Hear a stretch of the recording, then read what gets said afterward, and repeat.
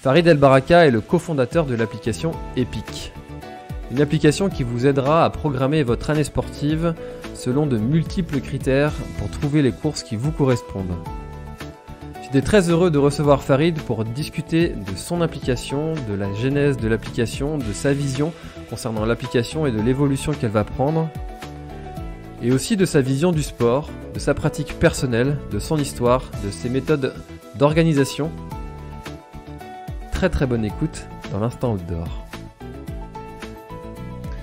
Bon, alors aujourd'hui je suis avec Farid. Alors avec Farid, c'est un peu particulier parce que ça arrive rarement. Avec Farid, on se connaît, on a déjà couru ensemble et on partage quelques projets ensemble. Donc c'est un exercice différent, c'est un exercice particulier, mais c'est un exercice très cool. Donc je suis très content de te recevoir, Farid. Comment vas-tu ? Je vais très bien. Salut François. Merci en tout cas de m'accueillir. Effectivement, on a eu l'occasion de courir ensemble, mais jamais d'enregistrer un podcast ensemble. Donc super content de le faire avec toi et les auditeurs aujourd'hui. Effectivement, on n'a pas eu encore l'occasion d'enregistrer, même si c'était logique qu'on le fasse, parce que tu as un parcours intéressant et qui mérite d'être partagé avec les auditeurs. Alors, est-ce que tu pourrais te présenter, s'il te plaît ? Donc Farid, j'ai 39 ans, j'ai 2 enfants merveilleux comme toi François. Je suis coureur à pied et trailer depuis quasiment 10 ans.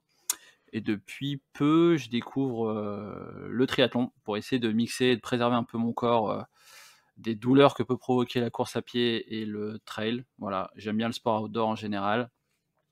Assez passionné de cet environnement-là et depuis peu, on va en parler, j'ai fondé Epic avec 2 associés pour permettre au plus grand nombre de participer à des moments épiques. Et en l'occurrence, ces moments épiques, chez nous, comme on le définit, c'est simplement de franchir la ligne d'arrivée seul ou ensemble avec des membres de sa communauté. Yes, c'est un peu comme ça aussi qu'on s'est rencontrés, parce que votre projet, on était presque au tout début, hein, quand on a commencé Exactement. à échanger. Ouais. Et alors, comment est-ce que tu en es venu à la course à pied ? Pourquoi ce sport ? C'est un sport qui t'a... Est-ce que quand tu étais ado, tu détestais courir et puis tu t'y es mis plus tard ? Comment ça s'est passé ? Ouais, t'as bien compris. Quand j'étais plus jeune, je détestais ça. En fait, j'ai fait du foot pendant une dizaine d'années. Et lorsqu'on faisait des crosses, je me souviens, en général, je me planquais parce que j'aimais pas du tout courir. Et je me suis mis à courir, crise de la trentaine. Voilà, à l'âge de 30 ans, je me suis dit, tiens, ce serait bien de s'accomplir un petit peu professionnellement, personnellement. Et puis l'accomplissement personnel, je l'ai trouvé à travers la pratique de la course à pied. Je m'étais fixé un premier objectif, c'était de faire un semi-marathon. J'ai fait le semi-marathon de Lyon en 2011. Super expérience dans l'entraînement, dans la pratique. Mais lorsque j'ai franchi la ligne d'arrivée, je me suis dit, bon, voilà, c'est fait, plus jamais. Mais finalement, au fur et à mesure, l'envie de s'entraîner, l'envie de sortir, l'envie de ressentir tous les bienfaits qu'on peut avoir avec la course à pied est revenu. Et j'ai un pote à moi qui a décidé de faire un marathon. Je me suis dit, mince, je vais pas le laisser tout seul faire son marathon. Donc voilà. Comme un peu tout le monde, ça s'est enchaîné assez rapidement. Course à pied d'abord sur route et puis après, pratique du trail, Saint-Élion, des trails en montagne, etc. Voilà, et c'est assez passionnant de voir tout cet environnement-là avec tant de courses, tant de monde et tout le bonheur qu'on peut ressentir lorsqu'on franchit la ligne d'arrivée. C'est quand même c'est un truc de dingue. Franchement, franchir une ligne d'arrivée, c'est un truc que je recommande au moins une fois dans sa vie à n'importe qui. Ce fameux moment épique, c'est assez fou. Donc voilà, au fur et à mesure, ça s'est fait. Et maintenant, je pratique quotidiennement avec le triathlon depuis peu. C'est vrai que ce sujet-là de la ligne d'arrivée, c'est un truc qui m'a toujours animé, passionné, surtout au début du trail, parce que ça se voit pas sur les vidéos que je partageais, mais je pleurais en fait à chaque ligne d'arrivée. Tu l'avais caché ça. Ouais. Et c'est un peu ça qui m'a qui m'a fait prendre conscience que ce sport est absolument dingue. Et c'est assez incroyable. Et je pouvais rien y faire, quoi. C'était. Mmh mh. Ouais. T'as Mais quand l'émotion. ouais, l'émotion, bien sûr. Mmh. Mm, Ouais, c'est vrai que c'est fou. En fait, en y réfléchissant, en prenant vachement de recul sur notre pratique, c'est vrai que c'est des moments épiques, dans ta vie, tu en vis pas non plus, tous les jours, hein, on a tous à peu près le même quotidien et de sortir du cadre, de vivre un moment, seul ou à plusieurs, et de franchir une ligne d'arrivée, c'est un moment dingue et je pense que chaque ligne d'arrivée, même le petit trail du village ou l'UTMB, et ben, on s'en souvient. mm. Mais c'est assez incroyable ce truc-là parce que il y a un côté très égoïste de se dire j'ai besoin de passer ce temps un peu seul, tu sais, que permet le sport, la course à pied, où tu vas te retrouver seul à pouvoir réfléchir sur ta vie. Enfin, on a peu d'occasions comme ça, mine de rien, de passer, surtout quand tu fais de l'ultra, de passer plusieurs heures, voire plusieurs dizaines d'heures à être seul ou juste partager un temps avec d'autres personnes que tu ne connaissais pas d'il y a 5 minutes avant. Et tu as peu d'occasions comme ça dans la vie surtout dans notre vie Mmh. ultra rythmée Mmh mh. actuellement. Mais en même temps, on aime bien partager ça avec ses proches à l'arrivée, parce que si tu arrives et que tu es tout seul, ça a quand même un peu moins de saveur. Ouais, et en plus, ce qui se passe, c'est que souvent, quand tu arrives seul, tu franchis une ligne d'arrivée seul, mais il y a toujours quelqu'un forcément devant toi qui arrive, avec ses enfants, avec sa femme, tu vois le truc trop bien et toi, tu arrives tout seul. Bon, après, tu c'est pas hyper grave, mais de franchir la ligne d'arrivée, avec ses potes, avec les potes de son club, ou autres, et d'arriver de voir sa famille à l'arrivée, ouais, c'est unique. Franchement, c'est unique comme moment, il faut absolument le vivre et là, on parle pas du tout d'une question de performance, hein. On parle juste de partir, prendre la ligne de départ et de partir pour une aventure. On sait pas trop, comment ça va se passer, qu'on soit préparé ou non. On se dit: «Bon», on appréhende un petit peu, il y a toujours le petit stress du départ et finalement de rallier l'arrivée, c'est ça ça a énormément de bénéfices puisque, à la fois, sur la santé physique, bah, forcément on fait du sport, mais sur la santé mentale aussi parce que, franchir une ligne d'arrivée, c'est être fier de soi, et ça, je pense que c'est hyper important et ça sert au quotidien. Et est-ce que tu en as une en particulier qui t'a marqué plus que les autres? Il y en a plusieurs, mais on va dire mon premier, allez, de tête, j'ai pas préparé celle-là, mais de tête, j'ai fait le tour des glaciers de la Vanoise en 2015. C'est un trail, dans les Alpes qui fait 70 kilomètres et c'est une ligne d'arrivée que j'ai franchie avec, 2 amis, dans le club, dans lequel j'étais à Lyon et ouais, on avait tous eu une petite larme, à l'arrivée, puisque, en plus pendant cette course, lors de la dernière ascension, on franchit un col qui a quasiment 3000 sur cette course, qui s'appelle le col de Chavière, là, sur le tour des glaciers de la Vanoise et moi j'ai pris un coup de bambou, terrible, terrible comme on peut prendre sur des trails longue distance ou des ultras et c'est un pote à moi qui m'a vraiment poussé, en me disant: «Allez Farid, un pied devant l'autre, un pied devant l'autre, de toute façon, à partir du moment où on met un pied devant l'autre, ça veut dire qu'on avance, donc si on avance, c'est qu'on se rapproche de la ligne d'arrivée» et voilà et c'est ce qui s'est passé. On a franchi la ligne d'arrivée, tous les 3 main dans la main et ouais, c'était assez dingue. C'était mon premier trail de montagne et c'est fou.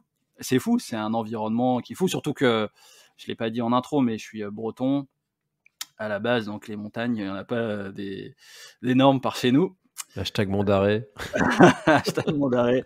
Il y a pas d'énormes chez nous, donc franchement évoluer, en courant, dans cet environnement de montagne, franchir la ligne d'arrivée avec ses potes, ouais, c'est dingue, c'est fou. Donc je m'en souviens très bien, ouais. Mmh.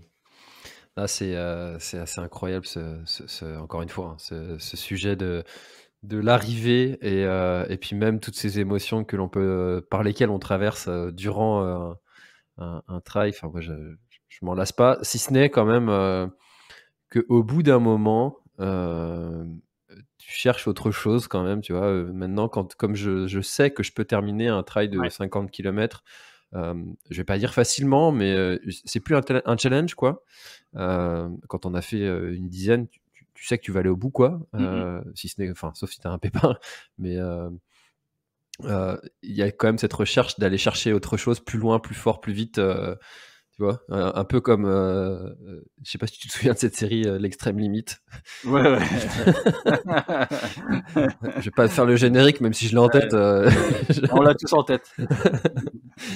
Et ah ouais, génération années 80, quoi. Et donc, tu vois, t'as toujours envie d'aller chercher plus loin. Est-ce que c'est un peu ton cas aussi d'aller chercher de plus grandes distances? Alors pas forcément, pas forcément. Moi, ce que je recherche, c'est plutôt d'aller chercher des expériences un peu différentes. C'est pour ça que d'ailleurs, depuis cette année, je me suis mis, à faire du triathlon. J'ai pas fait encore de compète. Je fais des petits trucs en off, mais pas forcément de compète officielle. L'idée, non, c'est plutôt d'aller découvrir, des choses différentes, des régions différentes, des types de courses différentes. Il y a des choses comme le swimrun qui font vachement envie aussi. Voilà. Après, aller sur des ultras comme la Diagonale des Fous, forcément, c'est tentant de faire des grandes traversées comme ça, c'est chouette. Donc il y a ça, et puis il y a les projets en off aussi. Depuis 3 à 4 ans, avec des amis, je me suis mis à faire des projets en off chaque année, que ça soit le Tour du Mont Blanc, le Tour du Beaufortin, le Kéra ou le GR20, ce type de choses-là. Là aussi, on franchit des lignes d'arrivée, tu vois, même quand on fait un off, il n'y a pas ligne d'arrivée officielle, mais tu as toujours cet accomplissement quand tu arrives au bout. On s'en souvient avec autant d'intensité que lorsqu'on fait une course officielle. Donc non, moi, dans ma pratique, c'est plutôt, je picore, je suis moyen partout. Je fais autant des 10 km sur route que des semis, que des marathons, que des trails longue distance, que des ultras, que du triathlon. Donc tant qu'à être moyen partout, autant tenter plein de trucs différents. Mmh. Ça, j'ai une espèce d'intuition là-dessus que le triathlon va prendre un essor, parce que faire des ultras, en fait, je sais pas si ça va pas devenir pas classique au bout d'un moment, comme l'est devenu le marathon, tu vois? Et que l'étape d'après, c'est d'aller chercher de l'aventure encore plus difficile, encore plus compliquée, encore plus incroyable. Et peut-être que l'étape d'après, c'est aussi de cumuler plusieurs sports avec Mmh. des Ironman type extrême, tu sais? Ouais.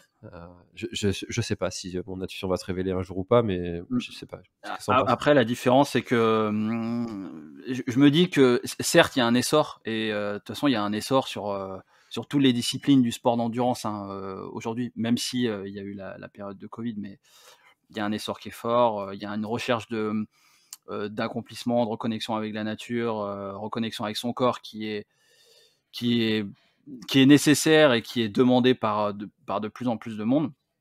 Donc, est-ce que ça va aller vers du triathlon, de l'ultra trail ou autre? Moi, je pense que l'ultra trail, de toute façon, ça restera quand même une niche, hein, parce que bon, c'est quand même c'est quand même un truc de taré, hein, de faire un ultra. Certes, on voit les belles vidéos de Kylian Jornet ou autres, on voit les belles vidéos de la Diagonale des Fous. Quand on est dans son canapé, on se dit ouais, ça a l'air trop cool, je vais faire ça. Mais quand on y est, franchement, c'est une autre affaire. Donc, je pense que ça restera quand même une niche, même si c'est une niche qui va se développer. Après, sur le triathlon, il y a la composante vélo où ça demande aussi un peu d'investissement, hein, d'acheter un bon vélo.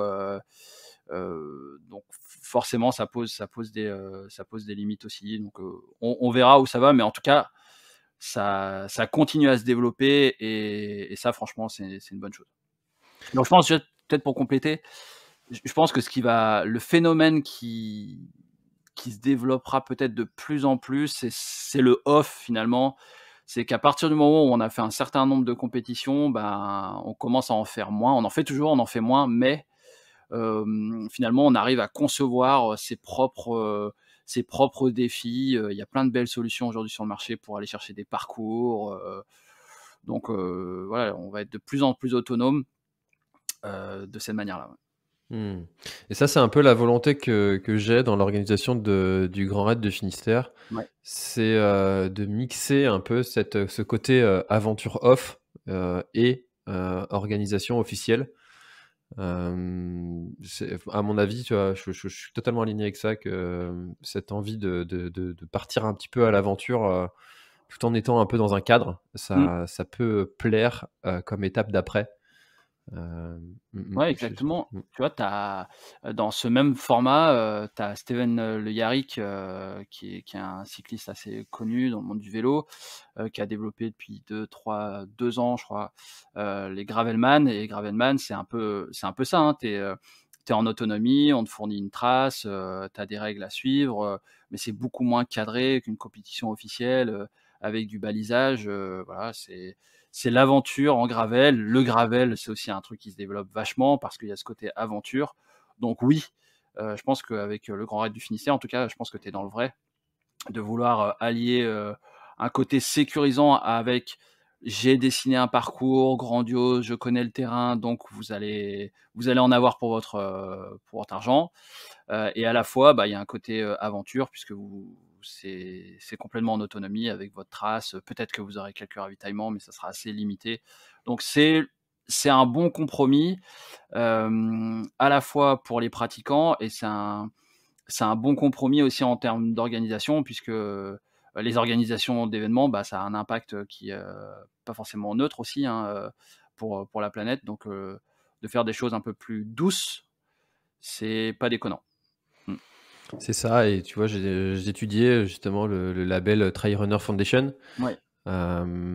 et je trouve qu'ils pourraient aller même encore plus loin dans leur démarche, Ouais. en imposant d'autres choses pour avoir leur label qui permettrait ouais, de pousser le sujet, et puis de revoir un peu le modèle du trail qu'on voit actuellement. En tout cas, moi, c'est ma vision. Que de voir des balisages au sol, aériens, Ouais. des piquets, des choses en dur. Je sais pas, peut-être moyen de faire autrement, surtout avec les technologies d'aujourd'hui. Ouais, bien sûr, aujourd'hui, c'est ce qu'ils font. Et Trail Runner Foundation, c'est un partenaire, d'Epic aujourd'hui. Ils labellisent des courses éco-responsables, et ils fournissent des kits, éco-responsables, pour permettre aux organisateurs, de pas, mettre de la bombe de peinture indélébile au sol, de pas avoir du balisage, en plastique, accroché aux arbres, ce type de choses-là, de pas avoir de gobelets en plastique sur les ravitaillements. Donc ils fournissent un certain nombre de bonnes pratiques, ils fournissent des kits, comme j'ai pu le dire. Ils vont aider aussi les courses, à aller nettoyer les sentiers après la course. Ils vont préparer les sentiers aussi en amont, et ils vont s'assurer que l'organisation elle soit vraiment éco-responsable sur le terrain, puisque ça a complètement du sens, hein. Si, je rappelle, je suis pas un expert du sujet, mais la neutralité carbone, elle doit être atteinte d'ici 2050. Donc 2050, c'est demain, ça va arriver hyper vite. Donc je pense que, à la fois en tant que pratiquant, on doit adapter nos comportements, peut-être faire moins de courses, peut-être faire des courses moins loin, peut-être faire plus de off, comme on a pu le dire. Et les organisateurs, ils doivent s'adapter en proposant des solutions de covoiturage, en proposant du balisage respectueux de l'environnement, en proposant des ravitaillements avec de la nourriture locale. Voilà, mais c'est quand même la tendance. Tu as des grosses courses, hein, comme l'Eco-Trail de Paris, par exemple, qui le font très très bien. Voilà, donc je pense qu'il faut simplement aussi aider. Chez Trail Runner Foundation, ils se sont rendus compte, et on a travaillé avec eux, on en parlait avec eux. Les petits ou moyens organisateurs d'événements, c'est pas forcément évident aussi pour eux de mettre en œuvre toutes ces démarches-là. Donc faut les aider à le faire. Mmh. Non, c'est vraiment un sujet, et puis comme tu dis, mais bon, on voit bien, hein, que c'est dans la tendance. Et Amazon, eux, ils se sont donné comme objectif 2040 pour le 0. Ah, écoute, why not, on verra, hein, Ouais. on verra si le fondateur d'Amazon continue à aller dans l'espace, et on verra l'impact que ce genre de voyage peut avoir, en tout cas. Ça m'a fait sourire quand j'ai entendu ça, mais Ouais, ouais. Mais en tout cas, c'est un sujet qui est bien primordial, sûr. et en tant que sportif, et d'ailleurs, tu avais reçu le fondateur de Beaumolet lors d'un précédent épisode, qui fait du textile éco-responsable. Il y en a d'autres aussi dans le trail qui le font. C'est bien, on va y arriver. Franchement, moi, je suis vraiment très optimiste. On va y arriver, la puissance du collectif, les initiatives individuelles, les entrepreneurs, tout ce qui est mis en œuvre font qu'on va tendre vers quelque chose qui a plus de sens. Est-ce qu'on va arriver à cette neutralité carbone d'ici 2050? On va voir, mais si, on va dire, la force du pouvoir politique et les initiatives entrepreneuriales et individuelles s'alignent, voilà, j'espère que demain, on aura quelque chose d'un peu plus équilibré. Ouais, effectivement, j'avais reçu Flavien de Beaumolet, j'ai reçu aussi Alexandre Marquez de Caprine Sport. Ouais. Voilà, quand on enregistre, l'épisode n'est pas encore publié, mais effectivement, il y a plein d'acteurs qui œuvrent.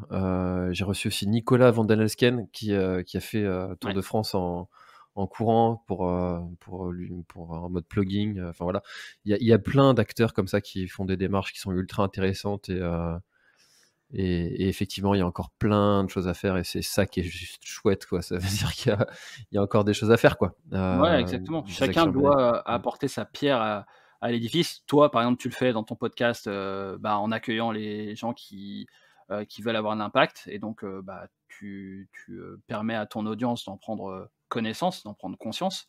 Nous, par exemple, sur Epic, on en parlera un petit peu après, je pense, mais sur Epic, on va permettre à un coureur, à un sportif d'endurance de trouver en quelques clics une course éco-responsable. Donc peut-être qu'il se dit, dans ma saison, j'ai pas envie de faire n'importe quel type de course, au même titre que je consomme pas n'importe quoi dans mon quotidien chez moi. Je vais avoir la possibilité de choisir des courses qui sont labellisées éco-responsables. Et ça, je vais le trouver directement sur l'application Epic. Alors justement, transition toute trouvée, quelle est la genèse de cette application-là? Comment est-ce qu'elle est née? Ouais, comment est-ce qu'elle est née? Alors, j'ai l'impression que je t'ai perdu, François. Non, je suis là. Ah, tu es toujours là, ok. Les aléas du direct. Il n'y a pas de souci. Comment est-ce qu'elle est née? Comme j'ai pu le dire tout à l'heure, en fait, moi, je pratique depuis 10 ans. Et dans ma pratique, j'ai dû faire une cinquantaine de courses en tout et pour tout. J'ai fait partie de 3 clubs différents, 2 clubs de trail et un club de triathlon. Et je vois que ce secteur-là, il se développe, de plus en plus de pratiquants, de plus en plus d'événements, donc un engouement assez dingue. Mais pour autant, sur l'aspect digitalisation, numérisation du secteur, c'est assez poussif. Il se passe pas grand-chose, à la différence d'autres secteurs comme la culture, les médias ou le tourisme, où tu as plein de belles plateformes qui te permettent de bien choisir tes vacances, de bien choisir ton prochain film, d'écouter de la musique. Mais lorsque tu veux choisir une course qui soit adaptée à ton niveau, à tes souhaits, finalement, c'est un peu le chemin de croix. Tu vas sur Internet, il y a des calendriers un petit peu historiques qui existent, mais c'est un peu compliqué. Donc ça a été vraiment le point de départ, d'essayer de fournir un produit qui soit hyper moderne pour permettre aux sportifs d'endurance, coureurs, trailers, triathlètes, cyclistes, de trouver un événement qui va lui correspondre. Donc on s'est réunis avec 2 associés pour faire ça. Et puis là, on s'est dit que la meilleure manière de le faire, c'était de fournir une application mobile. Donc ça, on va dire que c'est le point de départ. Et puis comme on a pu le dire avant, nous, la mission qu'on s'est donnée, c'est de permettre aux sportifs de vivre un moment épique. Et vivre un moment épique, c'est vraiment de franchir la ligne d'arrivée.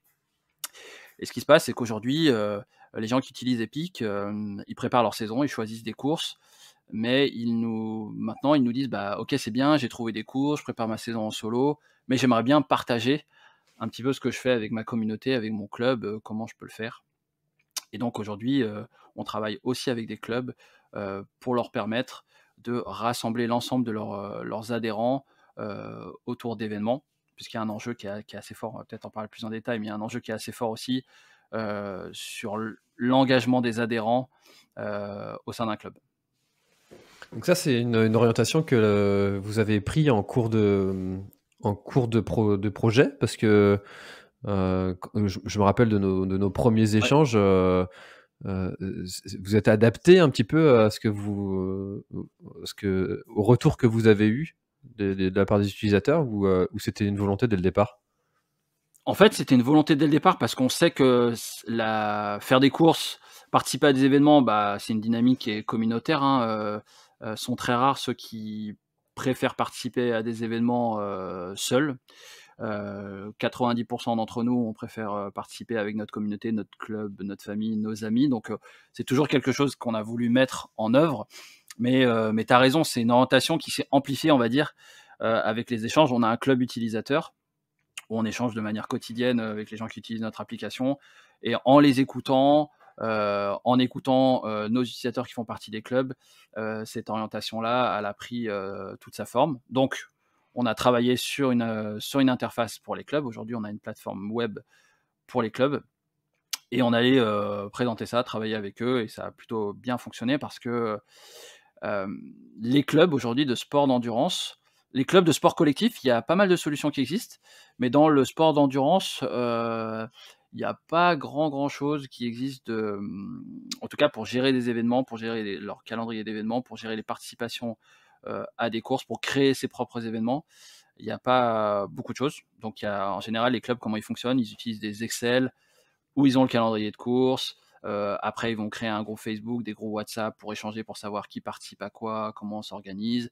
Lorsqu'ils veulent créer leur propre événement, ils vont créer un événement sur Hello Asso ou sur des plateformes de ce type-là.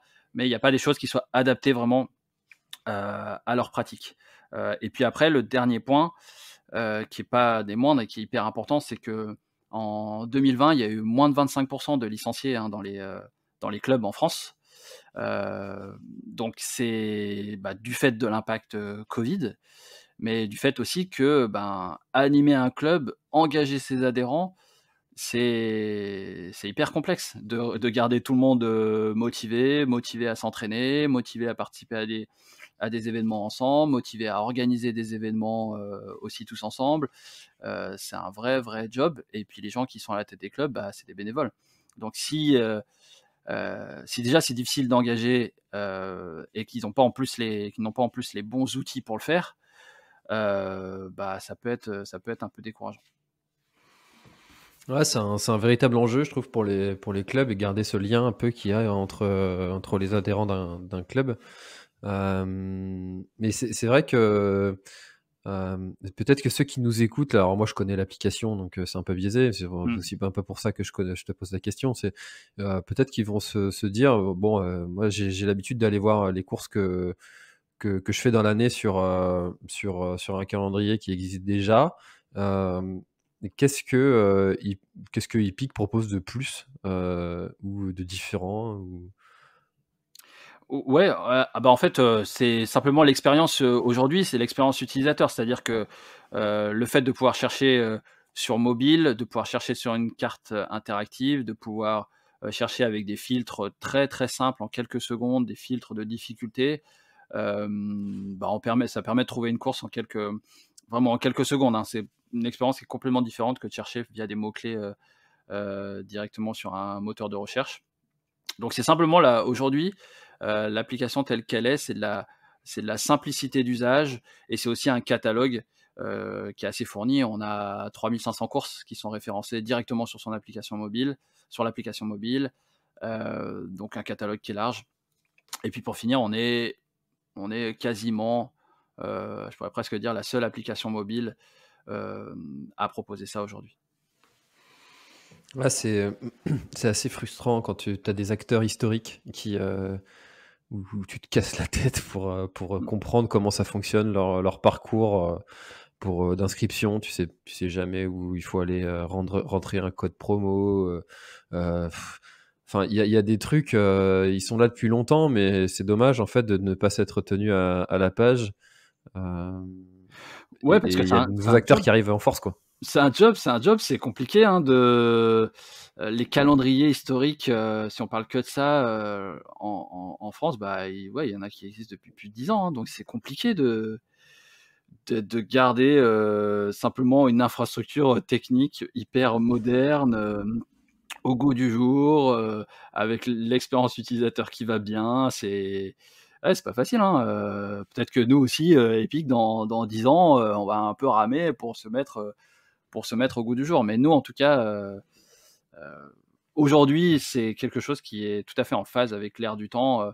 Parce que aussi, j'aurais pu le dire au départ, on est 3 informaticiens à la base, venant d'une précédente startup. Donc on a cette culture du digital, on a cette culture de l'informatique et de concevoir des produits digitaux. Voilà. Comment on dit dans le milieu de la startup, vous avez disrupté le marché. Alors normalement, on n'aime plus trop Ah, ce mot-là, mais on va dire, pour parler de manière pragmatique, notre enjeu, on a simplement rendu l'expérience utilisateur beaucoup plus agréable qu'elle l'était. Et alors du coup, comment est-ce que de l'idée, tu vois, t'as une idée d'un truc, vous êtes 3, comment est-ce que tu concrétises? Comment est-ce que tu mets en action après derrière? Parce que des gens qui ont des idées, il y en a plein. Comment est-ce que, enfin, tu vois, quand tu as la feuille blanche là, tu pars d'où? Tu sautes dans le vide et tu vois si tu te fais mal. Non, comment tu concrétises? Bah, déjà, tu sondes des personnes. Donc, concrètement, on a fait des petits ateliers, ce qu'on appelle du design thinking. Je sais pas si c'est un terme que tu as déjà entendu. Pas encore, je l'avais pas celui-là. Ouais, bon, bref, c'est un grand mot pour dire, tu fais des sessions de brainstorming pour dire ok, j'ai cette idée-là, qu'est-ce que vous en pensez? On se challenge mutuellement et puis après très très rapidement on va se confronter au marché. Nous, la première démarche qu'on a eue, c'est on a sondé simplement des personnes, donc on a eu un peu plus de 500 sportifs, coureurs, triathlètes et autres qui nous ont répondu, à savoir si notre idée elle était bonne ou elle était mauvaise. Bon, on a eu la chance, les retours étaient plutôt positifs. Et ça nous a amené à construire une première maquette. Là, on parle même pas de développement informatique, hein, simplement designer une première maquette et faire quelques petits tests pour voir si ce qu'on est en train de réaliser, ça a du sens. Donc, en réalité, quand tu as une idée, tu te lances pas dans le vide comme ça. Tu fais simplement des petits tests rapides, mais faut en parler le plus vite possible. Faut surtout pas la garder pour soi. Parce que si tu la gardes pour toi et qu'elle est mauvaise, bah, tu vas mettre vachement de temps à t'en rendre compte et les conséquences peuvent être potentiellement plus graves, même si dans la vie non plus, il n'y a pas non plus grand chose de très très grave, hein. Voilà, donc voilà comment ça s'est passé. Et le fait que vous soyez 3, est-ce que ça a posé un problème au démarrage? Parce que 3 veut dire travail d'équipe. On dit toujours que le Ouais. pire dans une fratrie, c'est d'être 3 parce qu'il y en a toujours 2 contre 1. Comment ça s'est passé un peu la répartition des rôles et dans l'équipe, un peu les backstage? Ouais, bonne question. Bah, déjà, ce qui est important, lorsqu'on monte un projet, c'est d'être, qu'on soit 2, 3, 4 ou plus, c'est d'avoir des profils vraiment complémentaires, hein. Donc nous, c'est ce qu'on a fait lorsqu'on a monté ce projet, on s'est assuré que tous les 3 on avait des domaines de compétences complémentaires. Donc, moi, j'ai un profil plus, commercial et marketing. Sébastien, lui, il est plutôt designer, il conçoit des produits. Et Nicolas, il est développeur mobile, donc lui, il fait toute la partie technique et code. Donc déjà, on est 3 compétences complémentaires. Chacun est leader sur son sujet, hein. Donc chacun, quand il y a un sujet plutôt business, bah, c'est moi qui décide. Quand il y a un sujet plutôt conception produit, c'est Sébastien qui décide. Quand il y a un sujet plutôt technique, un choix technique à faire, bah, c'est Nicolas qui décide. Voilà, et puis après, on unit nos trois compétences pour prendre les décisions stratégiques pour l'entreprise, sachant qu'il y a un quatrième homme, c'est nos utilisateurs, c'est les gens aussi avec qui on interagit, hein. Comme j'ai dit tout à l'heure, on a un club utilisateur, donc c'est les retours des uns et des autres qui font qu'on va prendre des décisions collectives. Donc non, on se tape pas dessus, même si on n'est pas toujours d'accord, mais l'avantage d'être 3, c'est que forcément, lorsqu'il y a des débats, bah, s'il y en a il y en a toujours au moins un qui est en minorité. Tu vois? Donc en termes de prise de décision, c'est assez clair. Ah, ça doit pas être toujours simple de trancher quand tu dois faire des choix stratégiques comme ça. Mais ça doit être aussi passionnant d'avoir ces échanges et puis de pouvoir être à plusieurs comme ça parce que forcément quand tu lances un projet, il doit y avoir des petits moments de doute, de creux. Qu'est-ce qu'on est en train de faire? Est-ce que ça a du sens? Ouais, en fait, tu as toujours des moments de doute, hein, tu vois, on en reparlait entre nous il y a quelques jours d'ailleurs. Des moments de doute, tu en as toujours, mais quelque part, il faut l'accepter. c'est quand tu montes un projet, que ce soit entrepreneurial ou même lorsque tu vas faire participer à un événement, une course, et que tu es dans ta prépa, que tu as des moments de doute, tu dis: «Oh ouais, je vais jamais y arriver, je me sens pas en forme». C'est pas grave en fait, quand tu commences, quand tu entreprends quelque chose, il faut toujours te dire, «Je vais avoir des doutes», c'est sûr, j'en aurai toutes les semaines, c'est sûr et certain. Donc à partir du moment où tu l'as marqué, tu l'as imprimé, bah, quand tu as des moments de doute, bah, tu sais que c'est normal et tu évacues, tu mets ça de côté et tu dis: «Bah, de toute façon, que j'ai des doutes ou pas, faut que j'avance». Donc tu avances. Mmh. Ah, tu penses que c'est quelque chose qui t'a aidé dans l'entrepreneuriat, le fait d'être, sportif aussi? Ah bah, oui, bien sûr. Bah, c'est en fait, c'est la même chose, hein. Quand de participer à un événement, une course, c'est un projet d'entreprise, hein. Tu te dis: «Bah, allez, OK, je vais faire mon premier marathon, bon alors, à quelle date, à partir de quel moment je vais commencer à me préparer et cetera, un peu, comment je vais organiser mes sorties longues et cetera, où je vais aller pour faire mon fractionné». Tu fais un petit peu ton petit business plan, ton plan d'attaque, pour ta course. Donc c'est exactement la même chose. Et après le fait d'être sportif, ça aide puisque on va dire l'ADN d'un sportif et l'ADN d'un entrepreneur, ils sont similaires. Ils sont similaires parce que tu vas passer par des moments de doute, par des moments de galère, des moments de douleur. Donc la démarche, elle est exactement pareille. Mmh. Et tu vois, là, je suis sur votre site là et la grosse valeur et tu l'as déjà dit, en début, c'est, franchissez la ligne d'arrivée. Mmh. Pour toi, ce serait quoi la ligne d'arrivée de Epic? Ben, tu sais, la ligne d'arrivée des pics aujourd'hui, les sportifs d'endurance, dans le monde, les sportifs qui pratiquent un sport d'endurance, il y en a un peu plus de 500 millions dans le monde. Donc, le jour où tu auras 500 millions de personnes qui utiliseront Epic, pour, aller franchir une ligne d'arrivée, bah, on peut dire qu'on pourra dormir tranquille. Donc tu vois, il y a un chemin à parcourir qui est énorme. Donc ça, on va dire que c'est vraiment le bout du bout du bout du bout.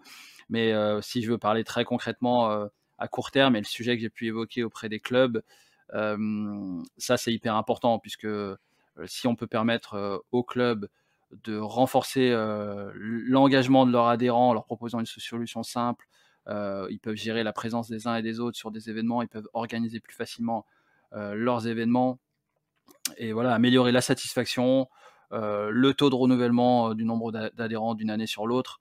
Ça, c'est déjà un très, très, très bel objectif. On sera hyper content de faire ça. Mmh. Parce que c'est vrai que, créer un club comme ça, des fois, tu sais, je sais pas si tu as déjà, participé à ces réunions, d'assemblée Ouais, générale d'un club et puis tu as le président qui en a un peu marre d'être là depuis 20 ans. Il cherche tous les ans quelqu'un pour reprendre le flambeau et puis, il y en a un qui est désigné comme ça, qui se retrouve un peu là, ouais, ouais, ça tu arrive vois? tout le temps. Ouais, bien sûr. Et finalement, ça demande vraiment des compétences, hein, d'être, là, pour animer un club. Est-ce que, tu as des projets justement d'accompagnement de ces présidents de club à animer leur communauté, en plus de ce que de la plateforme de support que sera Epic? Non, en fait, notre contribution, nous, c'est vraiment de fournir un outil technologique, hein, puisque c'est ce qu'on fait, c'est notre métier. Et ce qu'on fournit aux présidents, aux gens qui animent un club, à travers cette plateforme, c'est de pouvoir aussi avoir des statistiques sur l'engagement, des adhérents, des membres du club, à savoir, qui représente le plus souvent le club, sur une course, qui est le moins actif, pourquoi les gens, restent, pourquoi les gens ne restent pas, et c'est simplement lui faciliter la tâche parce que tu l'as dit tout à l'heure, un président de club ou un bureau, lorsqu'il prépare une assemblée générale, bah, il doit rassembler un certain nombre d'indicateurs, bah, ça c'est pas simple, il doit déterminer à partir de quel moment on va se fixer un objectif club, bah, faut déterminer dans le calendrier à quel moment on va le faire, à quel moment c'est opportun, donc ça non plus c'est pas simple du tout. Donc comme tu l'as dit, il faut avoir des compétences pour le faire. C'est une vraie compétence, c'est des vraies compétences, d'animation, des vraies compétences managériales. Mais avoir des compétences, c'est bien, mais si on est compétent et qu'on n'a pas du tout d'outils d'animation, ben, ça fait qu'on travaille dur, mais ça fait mal. Mmh. Non, je pensais à ça parce qu'encore une fois, hein, je vais citer Amazon parce que ça va faire 2 fois que je le cite. Mais tu vois, par exemple, un site comme Amazon qui propose des formations pour, les commerçants qui veulent passer au e-commerce. Bah, en fait, ils forment les gens à passer sur une application qu'eux enfin, sur un service qu'eux proposent, quoi. Donc tu vois, c'était dans cette idée-là Ouais, que se ouais. faisait ma réflexion. Bien sûr, ouais, bah, pourquoi pas, pourquoi pas. Après, de toute façon, nativement, les clubs qui utilisent, Epic, on les assiste dans l'usage et on les forme à bien l'utiliser, pour fédérer vraiment leur communauté. Mmh. Et le club, Epic, tu le vois comment dans 5 ans? Enfin, c'est quoi les prochaines étapes de la alors peut-être 5 ans, ça fait un peu loin, mais dans un an, on va dire, c'est quoi les prochaines étapes de développement? Qu'est-ce que ça va proposer après, aux présidents de club ou au club, tout simplement? Ben, ouais, au club, tout simplement, ben, c'est 3 briques sur l'année. Une partie, heu administration, c'est-à-dire d'avoir le calendrier d'événements de son club, donc ce qu'on fait là. D'avoir une deuxième brique, de statistiques, ça j'ai pu en parler, et d'avoir une troisième brique d'organisation où on va pouvoir lui permettre directement d'organiser ses propres événements, à travers la plateforme, et de gérer aussi du paiement, directement. Donc qu'il soit complètement autonome dans la gestion des événements du club. Donc ça, c'est vraiment le plan cette année, et on va faire que ça cette année. En France, il y a, si on prend simplement les clubs fédérés, il y a des fédérations type, Fédération française d'athlétisme ou de triathlon ou autre, il y a plus de 10 000 clubs. Donc il y a largement à faire, sur une année, en termes de développement de fonctionnalités et en termes de nombre de clubs à adresser. Mmh. Mais je vois très bien en fait, l'utilisation et puis au-delà tu vois, on en avait déjà un petit peu parlé, mais au-delà Mmh. d'un club officiel, tu peux très bien avoir, quelqu'un qui a mon profil par exemple, Ouais. Mmh. qui a une communauté qui le suit, d'organiser comme ça des événements, alors peut-être de façon plus enfin moins régulière que pourrait le faire un club avec ses adhérents, mais on peut très bien imaginer l'organisation d'un événement pour le compte de quelqu'un ou pour son compte personnel d'ailleurs, Ouais, voilà. complètement, c'est une très bonne remarque. Ce qui se passe, c'est que, la notion de club, c'est un mot, c'est simplement une communauté, un club, hein. Donc, ça peut être un club officiel, ça peut être une entreprise, ça peut être une association, ça peut être une marque comme la Planet Trail, comme toi, peu importe. Si on prend l'exemple de Strava, sur Strava, il y a un peu plus d'1 million de clubs, et d'ailleurs, tu as un très beau club, la Planet Trail sur Strava.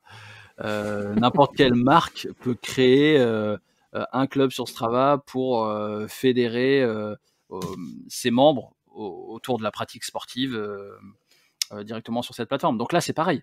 Là, c'est pareil. Si demain, le rêve, c'est que la Planète Trail ou d'autres, marques de ce type, puissent avoir un club sur Epic, et que tu puisses retrouver l'ensemble, des personnes de ta communauté sur des événements. Puisque toi, tu as plusieurs milliers de personnes qui te suivent, mais si tu as envie de les retrouver sur une course, sur un événement, ou si des membres de ta communauté veulent se retrouver sur un événement, bah, aujourd'hui, comment ils font? En fait, ils peuvent pas vraiment le faire. Ouais et puis tu vois, enfin mis à part l'alternative, comme tu l'as dit tout à l'heure, groupe Facebook, événement Facebook, hem, mmh, personnellement, j'ai pas d'autres choix en fait que ça, pour avoir un truc où les gens vont pouvoir s'inscrire, si ce n'est aller faire un Google Forms ou, voilà, Ouais, ouais. c'est une des solutions aussi, mais bon, c'est quand même assez artisanal, Mmh. même si ça reste assez geek encore pour certains de faire un Google Ouais, Forms, mais ouais. Bah, de toute façon, des solutions, tu en as toujours, hein. Tu as toujours, hein, des solutions, hein, après plus ou moins faciles. Hem Donc après, surtout si quelqu'un, démarre, un petit club ou une petite marque démarre, bah, elle va créer un événement Facebook, qu'elle va balancer sur Facebook, bah, en se disant: «Bah, est-ce que ça va répondre? Comment?» je crée mon lien d'inscription, est-ce que ça va fonctionner? Voilà, c'est des démarches un peu artisanales et c'est pas forcément idéal. Alors que nous, ce qu'on est en train de construire sur Epic, et le point de départ, hein, si je reviens au tout départ, et l'application qui est disponible sur l'App Store et sur Google Play, c'est qu'on a déjà aujourd'hui plusieurs milliers de sportifs qui utilisent l'application et qui construisent leur saison avec. Donc on a déjà des sportifs qui recherchent des événements. Donc il faut simplement de l'autre côté avoir aussi des organisateurs, des nouveaux organisateurs qui vont proposer des événements et du off notamment, comme j'ai pu le dire, comme on a pu le dire tout à l'heure. Ouais, alors du coup, le premier événement que je vais partager sur alors si vous écoutez ce podcast en 2032, il y en aura sûrement eu d'autres. Mais celui qu'on a décidé de monter pour une première fois, c'est un petit parcours pour Destination Cœur de Bretagne, qui est une destination avec laquelle je travaille et pour laquelle je suis ambassadeur.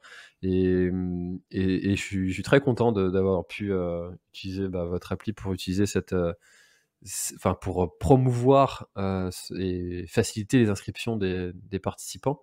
Donc très très hâte parce qu'au moment où je te dis ça, là, je l'ai pas encore partagé, donc j'ai hâte de voir les résultats de l'inscription et puis de voir comment est-ce que les utilisateurs ont apprécié le fait de s'inscrire sur Epic. Ouais, tout à fait. C'est vraiment c'est une bonne démarche en tout cas, parce que par rapport à cette notion d'impact qu'on a évoquée tout à l'heure, c'est que finalement on va pouvoir complètement décentraliser la création d'événements et permettre à chacun de créer des propres courses, ses propres courses pour sa communauté de manière très très simple. Donc oui, aujourd'hui, sur l'application, on va construire sa saison, on va trouver des courses officielles, mais on va trouver l'événement organisé par François de la Planète Trail, Destination Cœur de Bretagne, et on se dit tiens, ce week-end, je vais faire cet événement en off et je vais m'éclater. Donc c'est aussi trouver des événements qui sont un peu différents. Bon, et alors toi, Farid, où est-ce qu'on va pouvoir te retrouver cette année? Écoute, sur quelques courses dans l'Ouest, des petites courses dans l'Ouest, mais en termes de trail, j'ai prévu d'être sur le Lavaredo en Italie, qui se passera au mois de juin. Très cool. Belle course. Ouais, belle course a priori, très très belle course a priori. Et puis après sur la deuxième année, je suis pas encore décidé, mais vraisemblablement sur quelques petits triathlons en Bretagne. Sur le Grand Raid du Finistère. Sur le Grand Raid du Finistère, peut-être sur le Grand Raid du Finistère. Alors je sais pas si je ferai toute la distance parce que c'est un sacré morceau. Mais pourquoi pas faire partie des bénévoles si le Grand Raid du Finistère on recrute, mais je crois que vous en recrutez. Ouais, on est en recherche active. Ouais, non, bien sûr, il y a besoin, ça c'est sûr. Ou faire un petit bout. Ouais. Très cool. Eh ben écoute, Farid, est-ce qu'il y a quelque chose dont on n'aurait pas encore parlé et que tu aurais aimé ajouter peut-être pour clôturer notre échange? Non, pas spécialement. C'est la question de la fin, elle est dure celle-là. Hein. Ouais, non, pas spécialement. On a beaucoup parlé d'Epic, donc je pense que c'est assez. Les gens ont compris, en tout cas, si vous écoutez, vous avez compris. Il y a une application qui est gratuite, Epic, EPEAK. N'hésitez pas à aller la télécharger et rejoindre notre club utilisateur sur Facebook, parce qu'on co-construit l'application avec les gens qui l'utilisent. On ne fait pas ça tout seul dans notre coin. Et voilà, c'est tout ce que je dirais pour finir. Eh ben, le lien sera dans la description pour si je l'oublie pas, parce que des fois je dis ça dans le podcast, mais j'oublie de le mettre. Mais le fait de dire que qu'il ne faut pas que je l'oublie, et ben au final j'y pense. Assez compliqué dans la tête des fois. Non, mais il y a beaucoup de choses à faire en même temps. C'est ça. Eh ben écoute, merci beaucoup Farid d'avoir participé à ce nouvel épisode de l'Instant Outdoor. C'était un grand plaisir de te recevoir et puis de parler un petit peu plus d'Epic. Et puis hâte de voir la suite et comment ce sera en 2032. Ça marche. Allez, merci, à bientôt. Merci François, à bientôt. Ciao. Cet épisode est maintenant terminé, merci de l'avoir écouté jusqu'au bout, et si vous êtes encore là, c'est sûrement qu'il vous a plu, alors n'hésitez pas à le faire savoir autour de vous, c'est la meilleure façon de faire connaître le podcast L'Instinct Outdoor. Parlez-en, partagez les épisodes, merci beaucoup pour votre fidélité, et à très bientôt dans un prochain épisode.